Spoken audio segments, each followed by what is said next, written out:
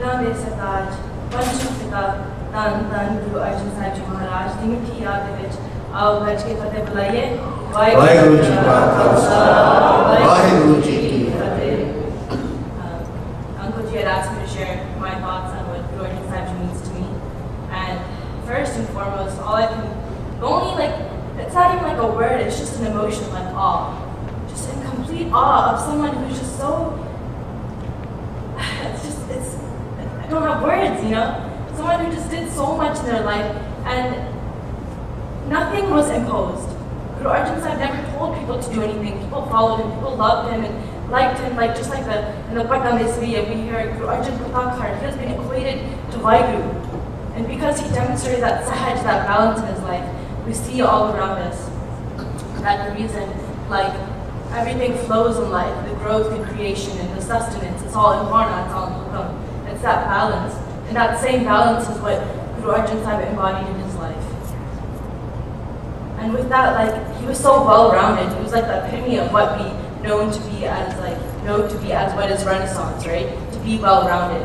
And on his shad side, a few shad that he did Husa, where Tarantar and Amritsar, Dargad, and Jalandhar, and all these and if we look at these cities and we look at their names and how carefully the names themselves have been chosen, and how everything that Guru Arjan Sahib did, he didn't tell people to do things, but by leading with example, by carefully choosing things that have an effect, he was able to rally the masses. He was able to evoke such pyar and passion and sadgar in people because of just the way he lived, by the example, by his own aura, by being the Rupa Vaheguru.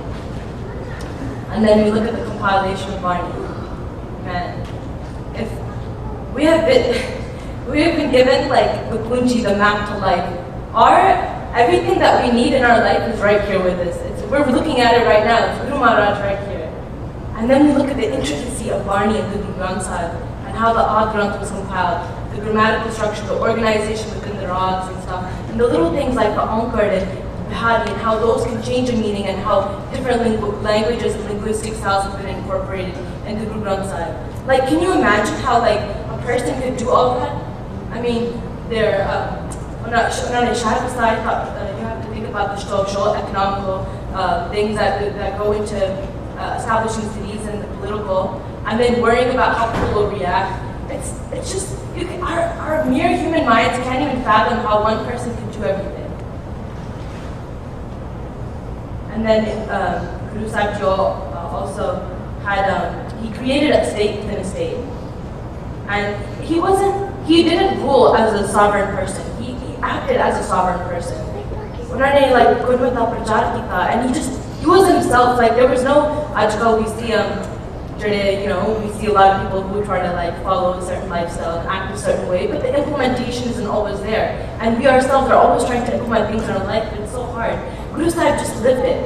He didn't even think about it. It was almost innate. And you think about innate, to have like what the type of family he grew up in, and just how, in general, how much good there is on us that we have been born in 6 Pravars. We have been exposed to Varni and Gurmat and history, and how we ourselves today are celebrating, not only commemorating, but celebrating the beautiful life of Guru Arjan Sahib Ji. And then we look at why was he a threat? How could such a beautiful soul be a threat? Because when something is so good and so pure, and there is such a power to, rally the masses and just bring togetherness. I mean, the ruling body does see it as a threat. He was being called Sacha Badshah, Guru Arjan Pratak, like everybody was so amazed by Guru Arjan Badshah that the ruling body took him as a threat. And even when they were carrying out the hukam for him to be martyred and everything, he was still in Varna. Again, living in the balance of life, embodying that sahaj. And then you look at Guru Sahib Varnia, like he wrote, from the Sanskriti slok to Sukhmani side, like Varnia that may be very easy to understand or difficult to understand, and just the complexity of a writer. If you think about a writer and how a writer is able to evoke emotions and stuff, we read magazines, newspapers, and books, and how we like certain things because what it does to us, how it makes us feel. Guru Sahib wrote like small baniyan like Basant Ki Waad, Fun Hai, Dal Bole, little baniyan that have these messages that ek naam to like building lag diya. And then you have Sukhmani Sahib when it's just that baniya itself brings such anand and sahaj in your life. You feel that sukh that you're supposed to feel, you know, and it's amazing. Uncle Jed also asked for me to share, like, he asked me to write a poem, but sometimes poetry and poetic structure is limiting. See, not everybody's able to express through, you know, such a fine language as the Guru Sahibs were, and the Pratame and everybody, all the people whose Bani is there to the Guru Sahib, they obviously had some high level of linguistic writing and stuff. But I remember the first time that Bani really hit me was 2004, July. Toronto, we were at a Samagam, and I still remember the show with Chai Birani Kaakure, Ihan Basna Raakure, Maya Ke Mate Dai Achtalna, Raj Ke Kusan Sakna. And Lokana Bas, they just hit me. Like that is when Bani came alive to me, and that is when I remember I decided, like, this is my path, and this is what I want to do in my life. Because, and then I looked back in the Kirtaniya, I had done a whole selection of shabads that were by Guru Arjan Sahib, and that's when I was like, wow, this is my Guru, this is what I belong to.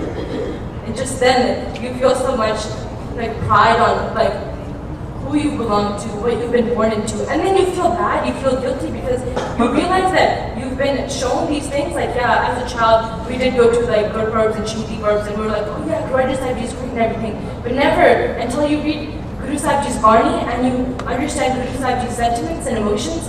That's when the real Sikhi comes alive, because Sikhi is not just about Bani. Sikhi starts with, Sikhi is not just about Varna. It starts with Bani first. And because if you fall in love, and when you fall in love with Bani, that's when you start to fall in love with Varna too, right? And so what do we do today? We're celebrating this day, so what do we do? We can't, it's not enough to just sit here and be like, wow, Guru Sahib was great. He sacrificed so much for us.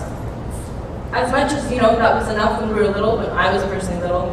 But now, it's time to actually coach, it's time to search and look into Bani, it's time to implement that Bani, it's time to make time for us so we can learn about the Bani, to be versed in the different Bani of the Guru Granth Sahib, to understand where Guru Sahib and Bhakti Bani, where it's coming from, why certain things are being said, and to answer all those questions that run through our mind. If Guru Sahib Ji was able to do so much for us, to give his life for us, and for the betterment of society and community in general, we can do that much, right? And also in Bani, to conclude, it says that Kaljuv Tahaj, Arjan Guru, Sagal Srish, Lagek Karo. That Je Asi Guru Sahib de Naal Judange, if we connect with our Guru, then we too can get out of this dukh and sukh and all this whole up and down circle of life. We too can join with the one soul, with Paramatma. Vai, Guru Ji Ka Khalsa, Vai.